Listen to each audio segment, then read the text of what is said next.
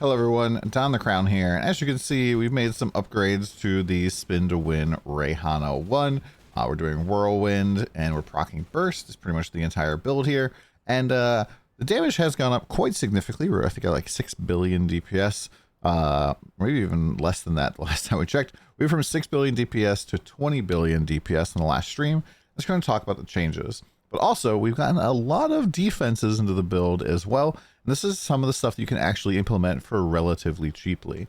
So right now, my character has about 90% chance to just avoid all incoming damage, which is really great. It just makes you feel very, very tanky because, you know, enemies just can't hit you. Previously, our survival score here was like 24,000 or maybe 30,000.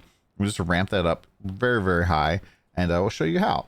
So first things first, Whirlwind Wind Barrier here. This makes it so that you, for each channel stack, you get a chance to avoid damage. And this roll goes all the way up to 4.8. And so that'd be like 24% chance to avoid damage. You can get like one of these here, and you know, the price does go up the fancier it gets. And to find this, all you gotta do to the trade house is type Whirlwind, and you just find it like so, click filtered search, and then you can sort like so here. And these will probably go up and down in price, but you can even live with like a tier 1 version as well. You know, pretty darn cheap. I'll probably just look for one that has a rather high roll here.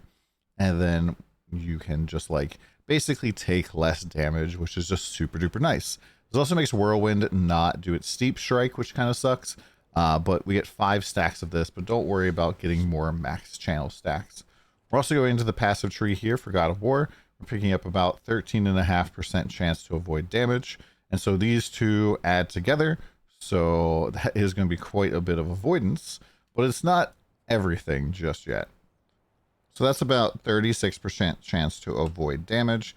And then on top of that, since we got ourselves Ghost Slaughter, which is, this is a huge damage increase, this makes it so that Fervor now gives us additional damage based on the fervor amount that we have. So this is like 75% more damage. I really wish I had bought one here that was 10% as opposed to 11% life steal, but that's fine, or life loss. But I went out and got a ring here that had fervor effect and fervor effect, and I was looking through them. I actually just picked this one up. Chance to avoid damage while an agility blessing is active. Well, I do get all the blessings and stuff from my candle, so this is just another 10% chance to avoid, which puts us up to 46.5%. And then we are going and picking up Valerie's Night Stroll. And what this does is this helps us out with Blur tremendously. Blur is basically a buff that normally when you get it, it's at 100 stacks of Blur, and then slowly goes down over time, and then you can't regain it until it's gone.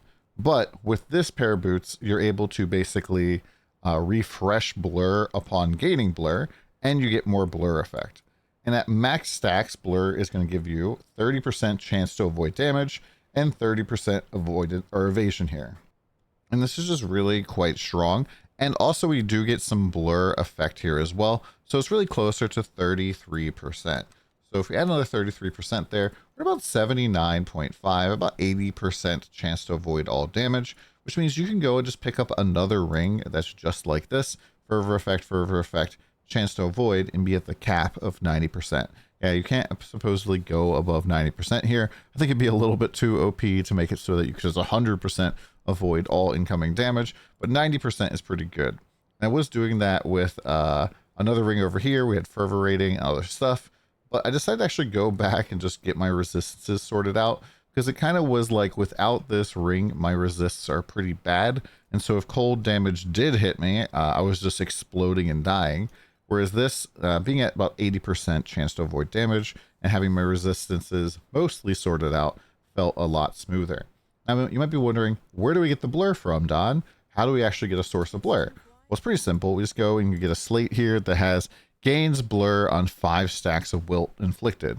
And we inflict Wilt incredibly quick, because every single hit inflicts Wilt. It's this, you know, purple thing that's stacking up here. And we can see here that our Blur stays capped out almost all of the time. Now note, the boots here do make it so we lose 20 Blur rating whenever landing a critical strike, but then since we regain Blur from applying Wilt, it's almost instantaneous, almost hard to see, when it goes away, which is pretty nice here. And so the blur stays up permanently.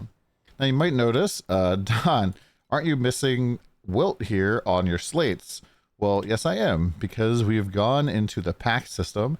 I picked up a Kismet Spider Fluid. This is one of the new destinies here and gives us damage per stack of wilt inflicted recently, which should go up to 80 times here, so 80% increased damage and 5 base wilt damage. I also have stuff here for dexterity, attack and cast speed. I think we might even have some strength still left around. The dexterity and stuff is pretty expensive. Also in slates, I've been kind of having a different experience than a lot of other people, and that my trade-off slate doesn't really seem to have been working all that well for me, or really at all. Just not really giving me a ton of damage like other people are reporting. So right now I'm using a rushed slate. I might actually switch back to using a trade-off slate. It was kind of annoying having to balance all the dexterity and strength. Maybe when we try a different weapon, because we're going to be replacing our sword here probably next. Our next crafting kind of journey goal is going to be taking our axe here that we purchased and bringing this up to the moon, basically. So it has additional damage against traumatized enemies. And pretty much if you're going to buy any priceless weapon, you're going to want a weapon that has some sort of multiplier. So you'll see people going in here and going to other weapon. And then if we look at two-handed swords, for example, these do not have any multipliers on the base affix. So two-handed swords are kind of bad. The only thing it has that's good is max focus blessing. And that's it. So swords are kind of bad. Two-handed hammer has the ability to eliminate enemies under 14% life, which is pretty nice. This is going to show in your tooltip, but this is pretty nice for sure. But you can get that call from other places. Axes get the ability to do additional damage against traumatized enemies. And then you'll see a lot of people using cudgels, because cudgels have a couple of different options here. They have, wasn't preloaded for some reason, additional damage while channeling and additional attack damage. And both of these go up to 16%. So as long as you have, one of these modifiers on a weapon, that's what you want to go for. Now, when you're looking at weapons, top and bases, right now the UI is a little bit crangled, because the top one here, Executive Iron Staff, if you look at it, it has 190 physical damage, whereas the next one is 220. So you want to make sure that you're picking the last man's cudgel, or whatever the second one is. Hopefully they'll refix this. Just pay attention to the UI so you're buying a good base. And we can see that these bases basically go for all sorts of different types, all sorts of different damage. Actually rather surprised to see a lot of these being low right now. I have a feeling that these will probably pop back off in a pretty big way. If we go look at axes, for example, here, and we put the conditional group back in with the right base, once again, picking the second one, we can see that these are a little bit more expensive. And then I don't believe hammers are going to really be all that great, but we can go and take a peek at these. Yeah, so this is about 500 right there.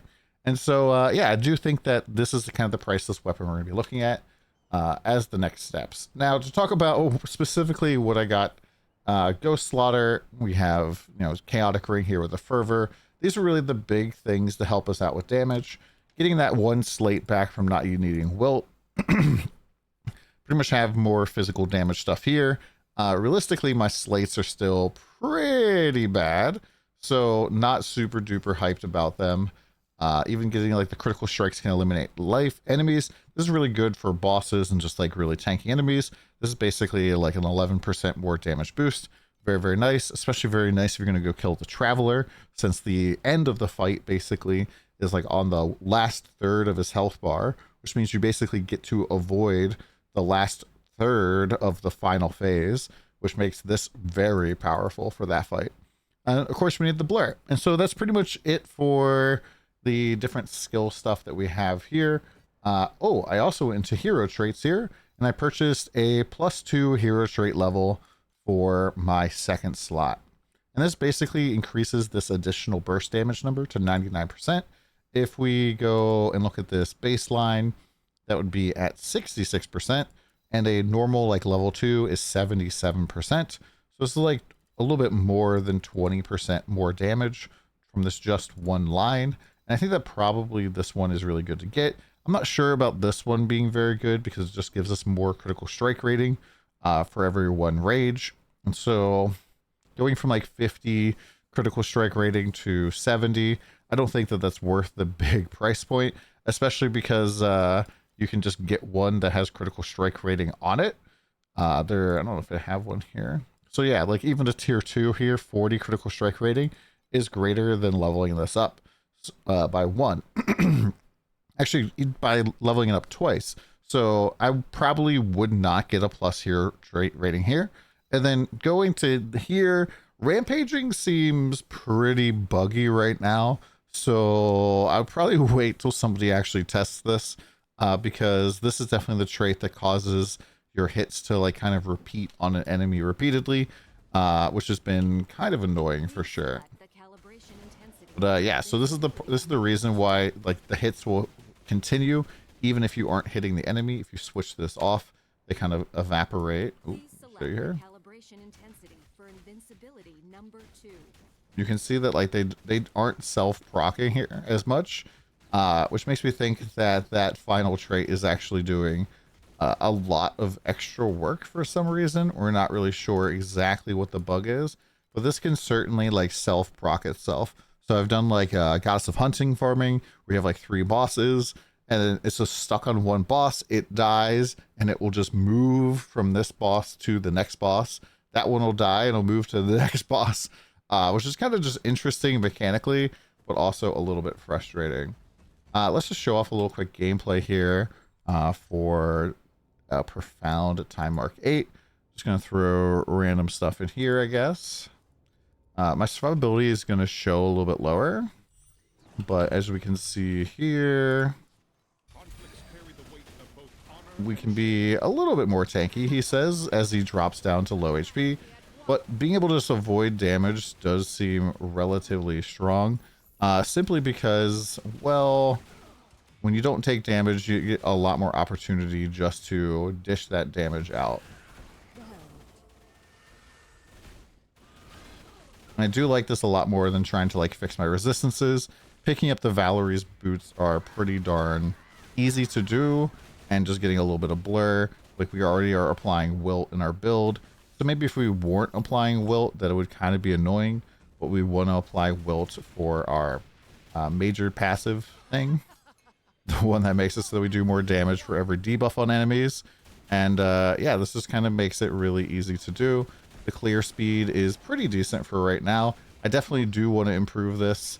I was farming some like tier 8s as well, and you know, that did feel a lot faster, but like 20 billion supposedly should be enough for Profound, but obviously having some issues still at this point, like not one-shotting stuff.